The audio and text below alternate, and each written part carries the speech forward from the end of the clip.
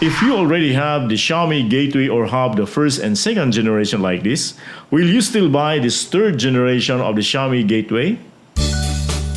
Stay tuned and please support this channel by subscribing and clicking that notification bell.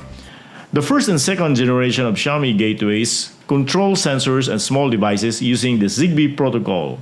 The Xiaomi Gateway 3 on the other hand uses Bluetooth aside from Zigbee.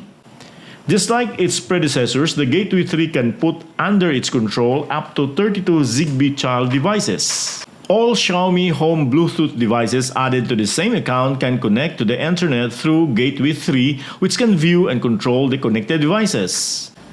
Online sellers of this device call it as multi-mode gateway because it has both the Zigbee and the Bluetooth mesh technologies.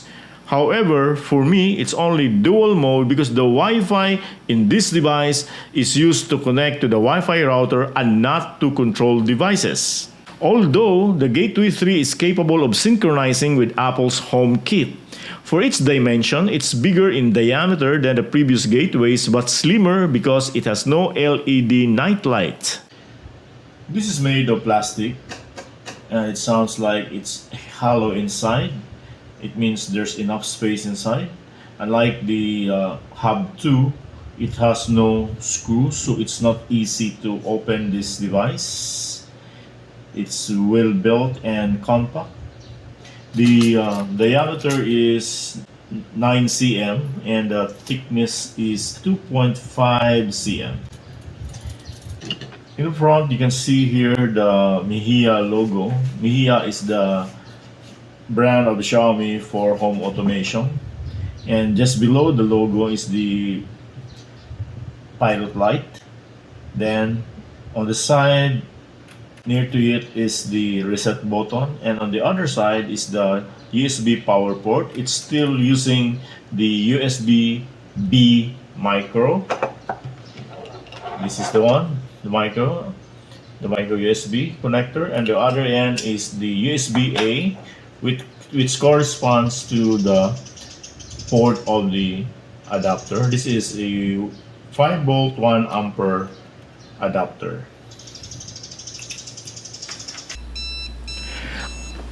Another downside of the Gateway 3 is that it has no loudspeaker. It only uses a transducer-like sound device to make a beep or buzzer sound during alert. So marinig nyo sa background, tumunog yung Gateway 3. I have two sets of Xiaomi door and window sensor too, and these are connected to the Gateway 3 as Bluetooth child devices and as alert trigger devices.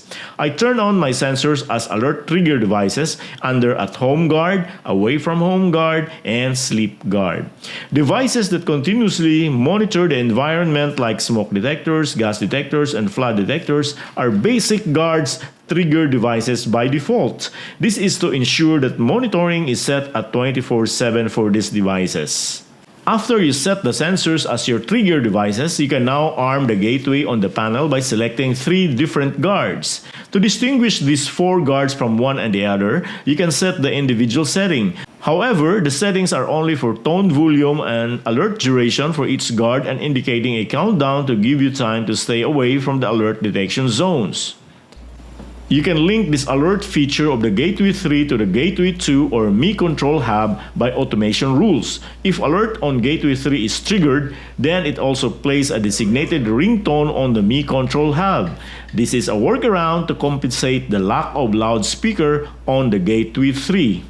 Yung Gateway 3 will also beep sound, and also the Gateway 2 or the Mi Control Hub will also play a designated sound.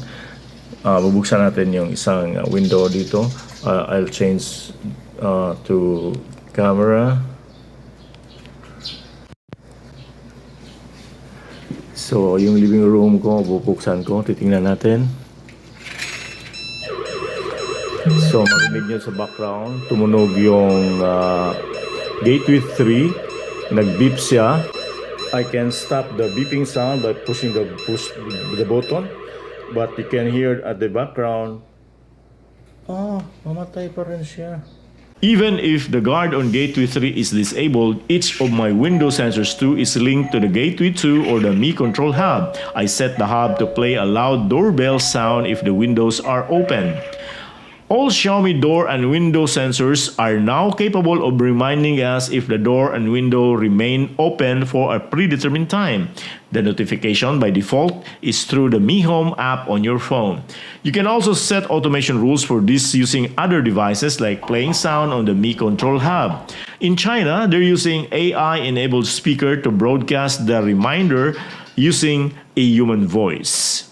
Since the firmware of Gateway 3 is already upgraded, I can now set automation rules using my other devices that are directly connected to Gateway 2 or Mi Control Hub right at the Gateway 3. In short, the devices directly connected to any of the two gateways can now interact. This is a huge update from 2 years ago when the Gateway 3 first came out in China. Now on the Mi Home app, it says here that a new device has been found and the name is Mi Smart Home Hub. So let us connect. Remember, this device is only operating on the 2.4 gigahertz Wi-Fi. Device is already connected. So there was 2 long beeps. It means it's already connected. The manufacturer recommends that this should be placed 2 to 6 meters away from your Wi-Fi router. So I'll just put this in the living room where my Wi-Fi router is located. So next. And let's start. My unit has been updated to the latest firmware when I tried connecting the device to China mainland server. The device is not yet officially released in the Philippines. I bought my unit from an online store at about 1,800 pesos. Now let's answer the question that I raised at the beginning of this video. Will you still buy this Gateway 3 even if you already have the previous generations? My answer and my recommendation is a big yes. Why? First, this device is a Bluetooth mesh gateway and it is not found on the previous generations of Xiaomi's gateway or hub. You may be using this when you buy Bluetooth devices in the future. Second, you can add another 32 Zigbee devices in your system using this. And lastly, this device works with Apple's Home Kit. Now, if you ask me, is it okay to buy and use the Gateway 3 alone without the previous generations? My answer and my recommendation is a big no. Why? It has no loudspeaker that can catch your attention during alerts, and it has no LED nightlight, which is also used during alerts. I hope this video clears the air on the not so good reviews of the Xiaomi Gateway 3 during its early months. Please subscribe and click that notification bell. Daghang salamat. Ako si Jun Tariman. High-tech tabay!